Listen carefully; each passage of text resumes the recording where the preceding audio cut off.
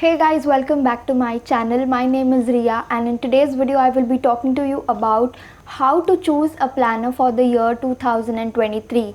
And before that, don't forget to subscribe to my channel if you're watching me for the first time, and like this video, share it with your friends and family. And now without any further ado, let's get into the video.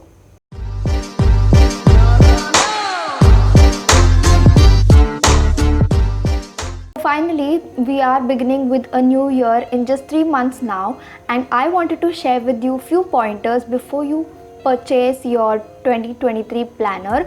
Planners are a big overhyped these days and really expensive, so you really need to think and put in a lot of thought process before you purchase one or you invest in one, because a planner is an investment according to me, because it helps you be productive, it helps you plan ahead. And now let's start with the actual pointers. First thing, keep in mind why you want a planner. Ask this question to yourself, that do you need a planner, and if you need it, then why do you need it? Remember, there are a lot of promotional ads that are going to be popping up on your screen, on your mobile phones, your laptops, where you and give you offer or a coupon code to purchase a planner, but don't get carried away with that, because these offers are very tempting and the cutesy look of the planner might make you buy one, and you might not even end up using it, because most of the times I know people do this. Another thing that I've noticed about myself and a few of my friends is that usually people don't plan from April to August. I don't know, these months are somewhere people just lose the interest of planning or using a planner for that matter, and the planner pages really remain blank in these 4 to 5 months, maybe because of summers or because of vacation time. I don't know what it is, but the first 4 months we begin using our planners, we're really excited and we do a lot of things in the planner, but later on it gets really overwhelming and you don't feel like using or even touching your planner.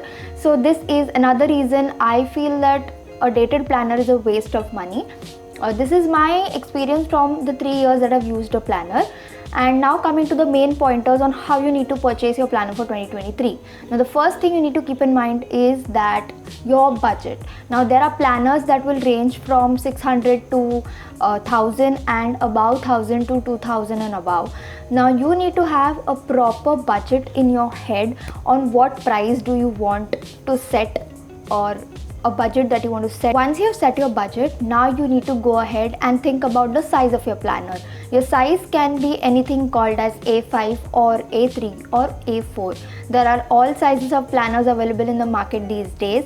And another thing you need to see is if you want a hardbound planner or a spiral bound planner. There are two types of planners and people are really unique. So somebody likes to have a spiral bound planner because it's easy to turn the pages, whereas some people just get irritated with that and want a hardbound planner. You need to jot down on which one you are looking for. Next thing you need to check is your planner sturdy enough. Now remember, this planner is something that is going to be with you every minute of your life throughout the 365 days of 2023. So you need to have a planner which is really sturdy enough and not something which is of a low quality, because then it can just tear apart, and if it starts tearing, I don't know why, but you won't feel like using your planner. So keep in mind to check if your planner is sturdy. Check the quality of the pages. You need to check the GSM of the paper, and that is how you'll know the quality of the paper.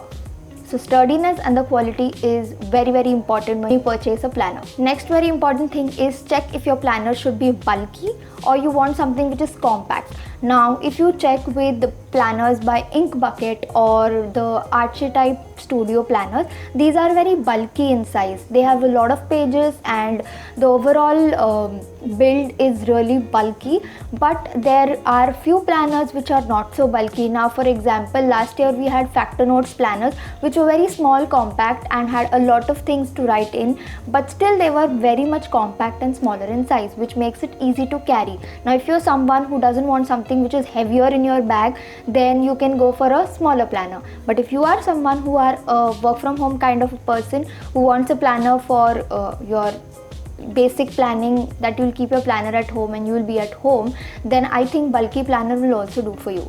Now very important thing, that is your pages. Now you need to think about why you need your planner, and that gives you the answer of what page layouts do you need in your planner. Do you need a vision board? Then you need to keep in mind that your planner should have a vision board.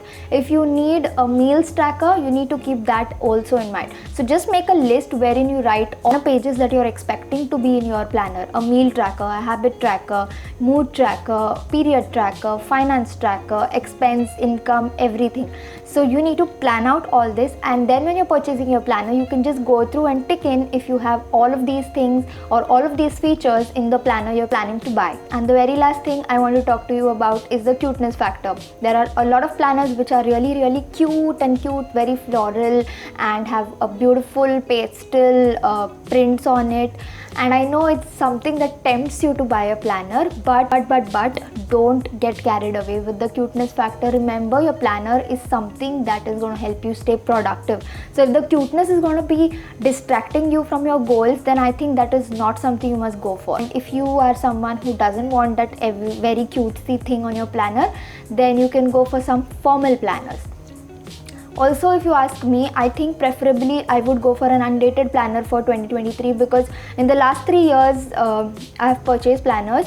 I saw that there was a pandemic phase where I just wasted my planner there, I feel, and life is unpredictable. Anything can happen anytime.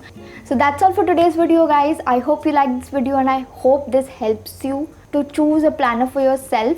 I'll be making a lot of planner series videos next, so don't forget to subscribe to my channel, like this video, share it with your friends and family, and I'll see you in my next video. Bye guys.